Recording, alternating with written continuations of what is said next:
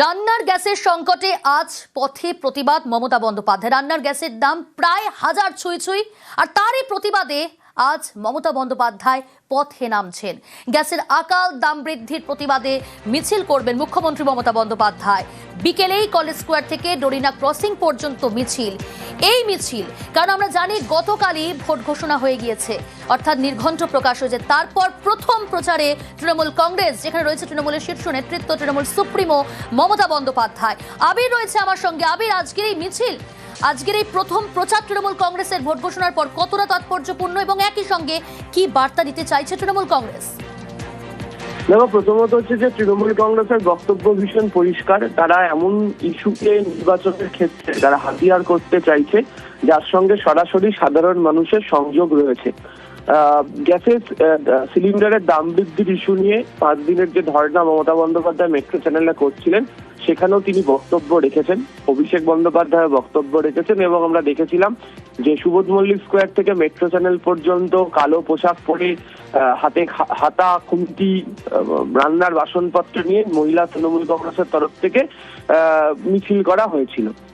তৃণমূল বুঝিয়ে দিতে চাইছে যে মানুষের সঙ্গে সম্পর্কিত এমন যে ইস্যু, সেই ইস্যুকে তারা পুরোদস্তুর প্রচারের ক্ষেত্রে তারা তুলে ধরবে, তারা ব্যবহার করবে।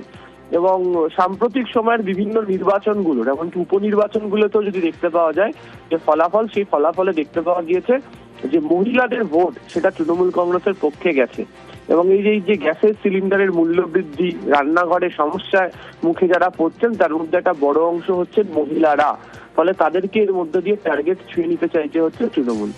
দ্বিতীয়ত হচ্ছে যে শহর কলকাতাতে মিছিল। শহর কলকাতাতে তুমি জানো যে 2 দিন আগেই কি ঘটনা ঘটেছে গিরিশ পার্কে, এবং শহর কলকাতারও বেশ কতকগুলো বিধানসভা কেন্দ্রগুলি রয়েছে যেগুলোর খুব কাছ দিয়েই মিছিল ছুঁয়ে যাবে। যে বিধানসভা কেন্দ্রগুলোকে নিয়ে ইতিমধ্যে বিজেপির তরফ থেকেও পুরোদস্তুর প্রচার শুরু করা হয়েছে এবং তারা নতুন কৌশল নিতে চলেছে। এবং শহুরে যে ভোট, সেই ভোট তৃণমূল কংগ্রেসের ক্ষেত্রে ভীষণ গুরুত্বপূর্ণ হতে চলেছে এই 2026-এর বিধানসভা নির্বাচনে। ফলে প্রথম ভোটের প্রচারের জায়গায় শুরু করা হচ্ছে শহর থেকে, অর্থাৎ কলকাতা থেকে। ফলে একদিকে যেমন হচ্ছে শহুরে মানুষজন, তাদেরকেও যে গ্যাসের সিলিন্ডারের জন্য লাইনে দাঁড়িয়ে নাকাল হতে হচ্ছে, হয়রানির শিকার হতে হচ্ছে, সেই সংক্রান্ত বার্তা দেওয়া যাবে। ঠিক তেমনি শহরের মানুষের কাছেও প্রচার তুলে ধরার জন্য এই জায়গাটিকে বাছাই করে নেওয়া হয়েছে। আর তৃতীয়ত হচ্ছে যে বিজেপি যে সমস্ত প্রচারের অস্ত্র বা ইস্যু তৈরি করেছে, আবার তৃণমূল আমরা দেখছিলাম যে ধারাবাহিকভাবে এসআইআর নিয়ে প্রচার অস্ত্র তৈরি করে নেমেছিল। কিন্তু এই যে নির্বাচন ঘোষণা হওয়া এবং নির্বাচন ঘোষণা হওয়ার পর যে একাধিক পদক্ষেপ তৈরি হতে চলেছে, তাতে প্রত্যেকদিন নানাভাবে নানা ধরনের প্রচারের ইস্যু ক্রমাগত বদল হতে চলেছে।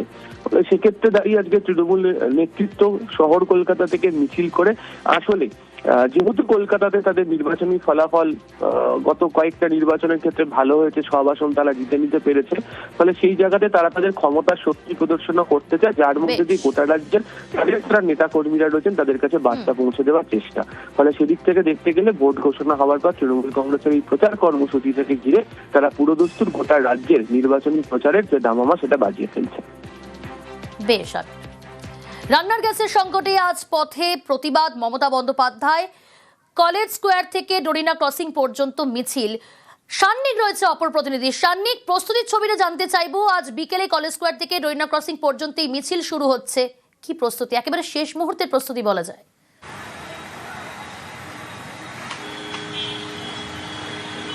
দেখো, ভোট ঘোষণার মাত্র 24 ঘন্টার মধ্যেই পথে নামছেন তৃণমূল সুপ্রিমো মমতা বন্দ্যোপাধ্যায় এবং অভিষেক বন্দ্যোপাধ্যায়। তাকে ঘিরেই কলেজ স্কোয়ার থেকে ডরিনা ক্রসিং পর্যন্ত যে রাস্তা রয়েছে, সেই ট্রাম লাইনের রাস্তা বরাবর কিন্তু ইতিমধ্যেই ব্যানার ফ্লেক্সে একেবারে ছেয়ে ফেলা হয়েছে।